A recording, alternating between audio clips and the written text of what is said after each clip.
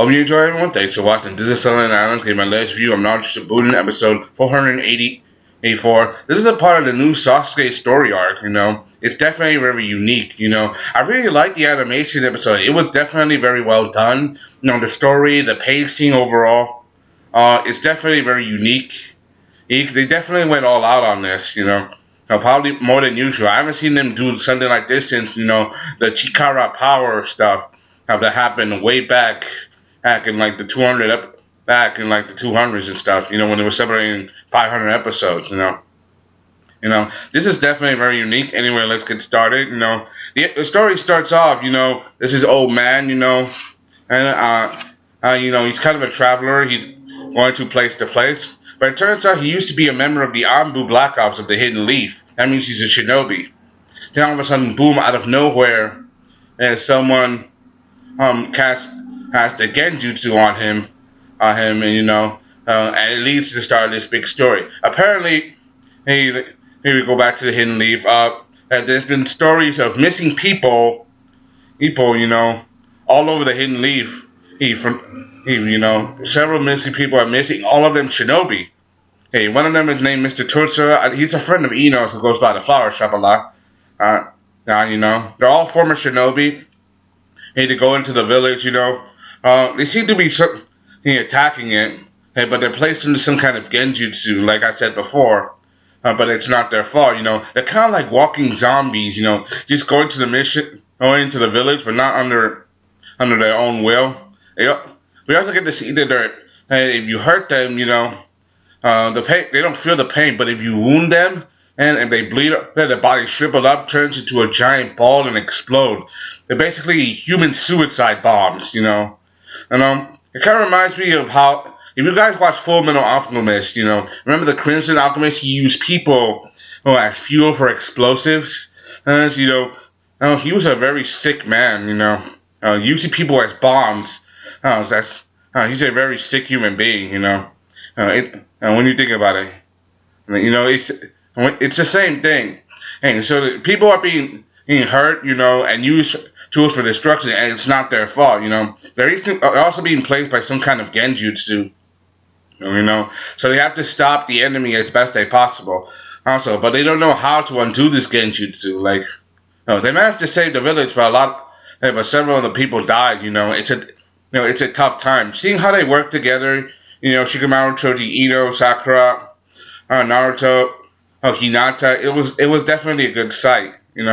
I really like the animation, the pacing. This seems to be set in the timeline around the last Naruto the movie, But I think it's just before that. It's just before that, because we don't get to see Sasuke wearing the headband and the scarf band on his head, But I think this is just before the events, way before that. We even get to see all our friends, we get to see Lee, Tenten, Sai, and everything. And then Kakashi. It's definitely very unique when you add to the story. Alright, and it's not just happening there. Sasuke, he's off somewhere, traveling, being himself. Trying to find his shinobi way, you could say. But he gets the message, feeding him while he's feeding cats. It's a village that's also being under attack, he does his best. As he tries to protect it, but the villagers don't want their help. We also know that they're shinobi. It's definitely very unique when you think about it. It's definitely very unique. Apparently, they know that Sasuke is an Uchiha and he has the Sharingan. From those two people who are shinobi who can use wind and water style. Apparently, they're part of some traveling circus. They go from place to place. It's definitely very unique, but they know something, right? Because they're shinobi, but they know about the Sharingan. It's not something. It's not ordinary right now. So right now they're in a position where they can't, they can't hide the truth from all. The problem is the village elder, he wants to deny their help, but he's the one that ended up paying the highest price, and the fact that his daughter was used as a human bomb, as an exploding human, and it's definitely very unique when you think about it. I feel sad for the old man a little bit, But we have to learn that the leader behind this person is someone named Fushu. He's a member. Well, he's the leader of the Lightning Gang. Apparently, they were people who would give money to other villages and stuff. But later, they were betrayed by the hidden mist. They sought a refuge and shelter in the village and stuff like that. They did. They tried to help, asked for their help, but they were turned away, especially by that old man. And that old man said the dirty thing: just because you give someone money, you really think they're gonna help you right away? And he's like, hey, that's definitely messed up. And they were nice to them, but now. And the way the blood went down his face, kind of like how Sasuke and Itachi, when they performed the Amaterasu, they would get tears of blood, you know. So that's a symbolism, like blood will be spilled and stuff like that, you know. You know, it's definitely very unique, you know. I think there's definitely something more to this, especially when Sasuke looked into the eyes of one of the human bombs when he knocked them unconscious. He looked inside them, and you get to see these pure black eyes, like large, are seeing right into his soul. Like there's nothing but pure darkness within them. And then he says the words Kekkei Genkai, which means that this is going to be a very fearsome and formidable jutsu that's not ordinary. All right, that means that someone who has the power over how to use eyes, you know, like the Sharingan, Rinnegan, and Byakugan.